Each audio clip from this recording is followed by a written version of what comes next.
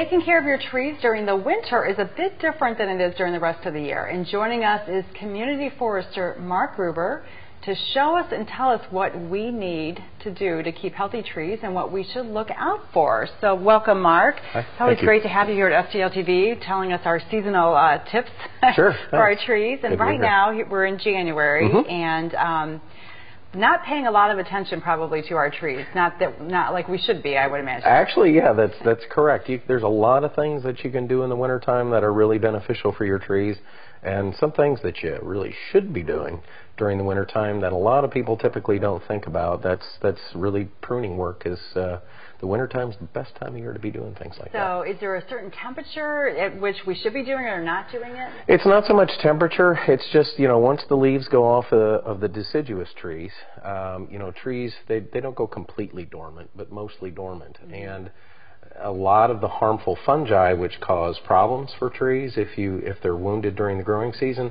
are dormant as well during that winter time of year. So that's why actually pruning's best done in the wintertime if you are hardy enough to get out and do it. Okay, well, and we are, especially when we have these Indian summers like we've been having. Absolutely. So how do you know if your tree needs to be pruned? Obviously, if it's overgrown or growing into the deck or whatever, but what are some other tips? Sure, that's an excellent question. And for the do-it-yourselfers, homeowner types, really what you want to do when you're analyzing your tree to see if it needs a little bit of pruning work, has it been in the ground just a couple of years? That's one time to start looking at, is it developing a good structure? Because any pruning that you do to that young tree actually has huge benefits later on. We spend a lot of money having somebody come in to do professional pruning when the tree is older, and a lot of that work that they're doing could actually be taken care of when the tree is very small. So looking at the structure of the tree, if you've got a tall shade tree, do you have a central leader that's growing up towards the sky? Are limbs going to be in your way if they're over a sidewalk or street or your deck or something like that? Looking at that structure, analyzing it, and thinking about what's going to happen to that tree in the future. So you're looking at the baby tree and its general shape. Correct. And you want it to have the appropriate shape even when it's small. Is that correct? Correct. It's shape and structure. A lot of people like that kind of perfect lollipop type of shape, but in reality, trees don't normally grow that way. With the effects of the site and surroundings and things like that, they're not going to have that perfect shape. And I always advocate, let the tree have that imperfect shape. That's what makes it unique and beautiful and has a little bit of character to it. So, but think about things, if a limb comes out of the trunk 3 foot off the ground, that doesn't raise up each year. That limb's always going to be at 3 foot off of the ground. So if you know that you're going to want to eventually get a mower underneath that tree or something like that, then think about, well, I might need to take that off. And you don't want to do all your pruning at one time. You want to think about, this tree's going to grow some. Maybe I take one lower limb off this year, another lower limb off next winter time, things like that. Stagger it. Because when you do pruning, remember you're removing leaf surface, which is what makes energy for the tree.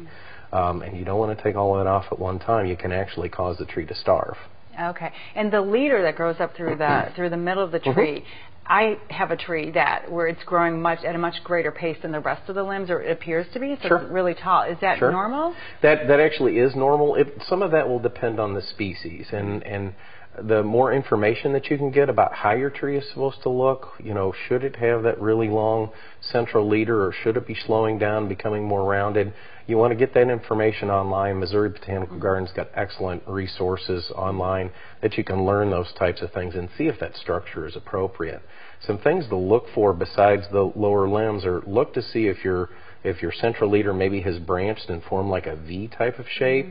That can be very damaging for the future. If you ever see footage of the surrounding area when there's an ice storm or a windstorm and they show pictures of trees that have fallen over, almost every single time it's the result of one of those V-shaped branch structures because it's a weak branch structure and one part of that will fail. So again, that's one of those things you can do when the tree's small. Correct it then, pick one, prune it off and leave the other one to grow and take care of that. It'll pay off in the long run. Okay, good. So we're going to take a quick break, Mark, but when we come back, you've got lots of tools here and we're going to talk about how to use them and what we need to have in our garage ready for our own tree care. Does that sound good? Excellent. We'll be right back with more from Mark Grueber right after this.